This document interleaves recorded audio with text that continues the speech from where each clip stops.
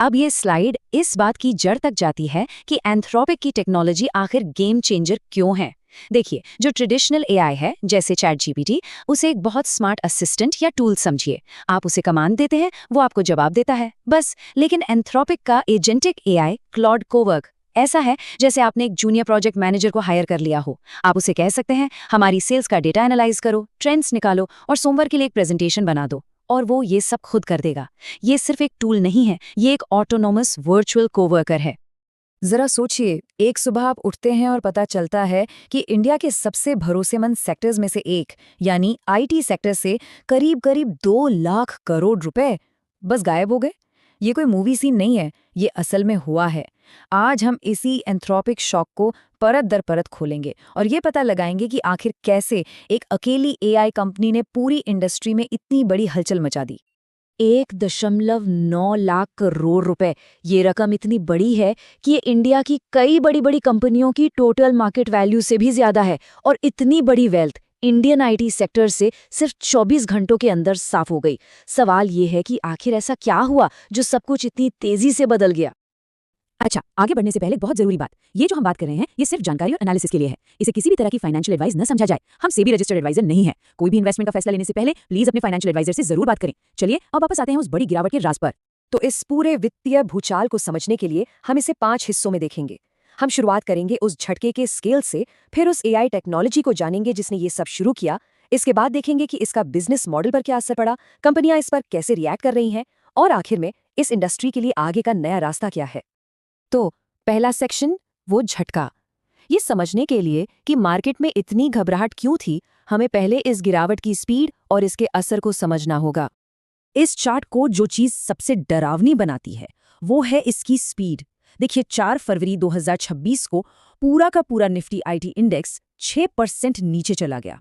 और हम बात कर रहे हैं टीसीएस और इन्फोसिस जैसे बड़े और स्टेबल स्टॉक्स की, जो कई लोगों के पोर्टफोलियो की जान होते हैं।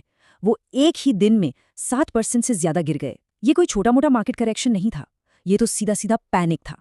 तो यहाँ लाख टके का सवाल यही उठता है, आखिर ऐसी क्या एक चीज हो सकती है जो इतनी बड़ी और एक साथ बिकवाली को ट्रिगर कर दे।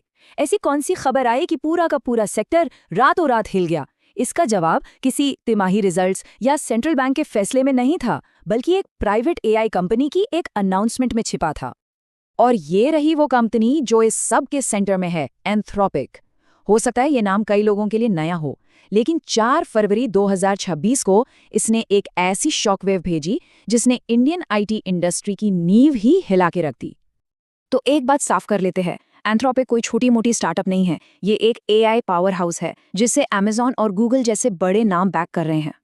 अकेले इसकी प्राइवेट वैल्यूएशन ही उन कई लिस्टेड इंडियन आईटी कंपनियों से ज्यादा है जिन्हें इसने हिला दिया। और उनका मकसद सिर्फ पावरफुल एआई बनाना नहीं है, बल्कि ऐसा एआई बनाना है जो सेफ हो और भरोसे के लायक हो। अब ये स्लाइड इस बात की जड़ तक जाती है कि एंथ्रोपिक की टेक्नोलॉजी आखिर गेम चेंजर क्यों है। देखिए, जो ट्रेडिशनल एआई है जैसे चैट जीपीटी, उसे एक बहुत स्मार्ट असिस्टेंट या टूल समझिए।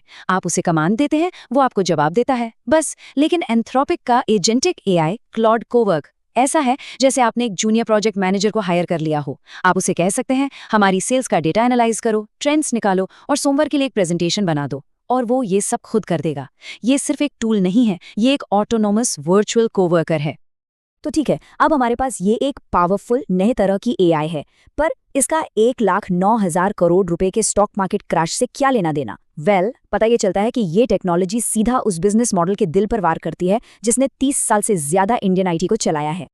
दशकों तक इंडियन आईटी इंडस्ट्री एक बहुत ही सिंपल और प्रॉफिटेबल मॉडल पर चली है जिसे टाइम एंड मटेरियल कहते हैं। कुछ लोग इसे मजाक में बॉडी शॉपिंग भी कहते थे। कॉन्सेप्ट बहुत सीधा था। क्लाइंट इस बात के पैसे देते थे कि उनके प्रोजेक्ट पर कितने इंसानों ने कितने घंटे काम किया। जितने ज्यादा इंजीनियर्स जितने ज्यादा घंटे काम करेंगे उतना ज्यादा रेवेन्यू आएगा। इसी सिंपल मॉडल ने भारत को दुनिया का बैक ऑफिस बना दिया। और अब सब कुछ बदल गया है। इस टेबल को बहुत ध्यान से देखिए। एनालिस्ट इसे डीकपलिंग इफेक्ट कह रहे हैं। पुरानी मॉडल में देखिए, 10% रेवेन्यू बढ़ाने के लिए आपको 8% और लोग हायर करने पड़ते थे। ग्रोथ सीधी सीधी हायरिंग से जुड़ी हुई थी। अब नया मॉडल देखिए, रेवेन्यू 4% बढ़ सकता है जबकि आपकी टीम 2% छोटी हो सकती है। इतिहास में पहली बार रेवेन्यू लोगों की संख्या से अलग हो गया है। ये एक बहुत बड़ा बदलाव है जो पूरे इकोनॉमिक्स को ही बदल देता है। और ये रही असली जड़। ये एक लाइन सब कुछ कह देती है। कोई भी क्लाइंट एक जूनियर डेवलपर को 8 घंटे के काम के लिए $25 प्रति घंटा क्यों देगा, जब एक एआई एजेंट वही काम 8 घंटे में नहीं बल्कि सिर्फ 30 सेकंड में और $25 प्रति घंटे में नहीं बल्कि कुछ सेंट्स में कर सकता है।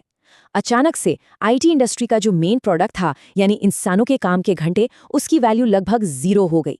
मार्केट को अचानक यही बात समझ आई और इसीलिए उसने इतना बुरी तरह रिएक्ट किया।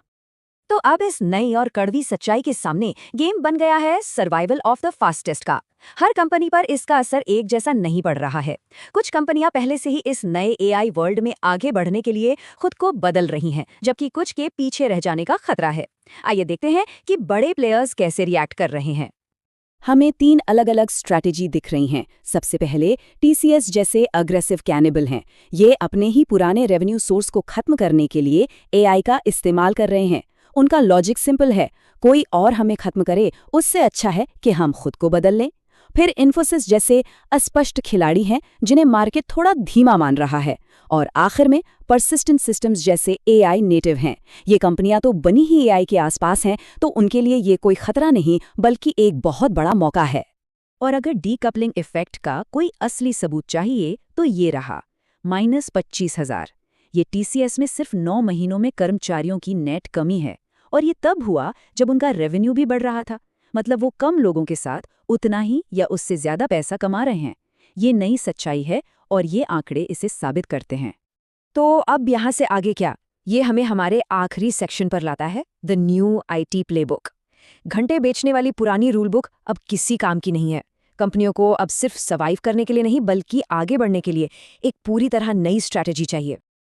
आगे का रास्ता साफ है लेकिन आसान बिल्कुल नहीं है।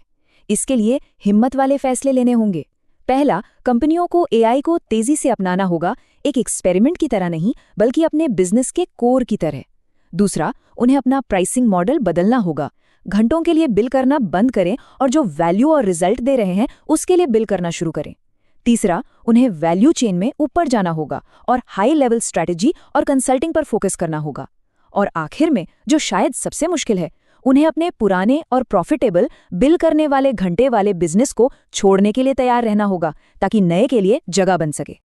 तो कुल मिलाकर ये पूरा एनालिसिस एक ही बात पर आकर खत्म होता है। बॉडी शॉप मॉडल, जिसने इंडियन आईटी इंडस्ट्री को बनाया और इसे एक ग्लोबल पावर हाउस बनाया, वो अब ऑफिशियली खत्म हो चुका है।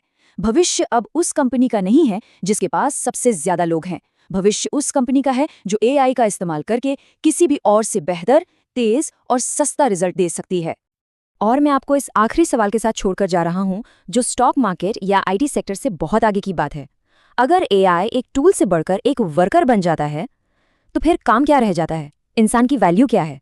ये वो सवाल है जो सिर्फ भारत के लिए नहीं बल्कि पूरी दुनिया के लिए आने वाले दशक को डिफाइन करेगा। आज हमारे साथ जुड़ने के लिए धन्यवाद।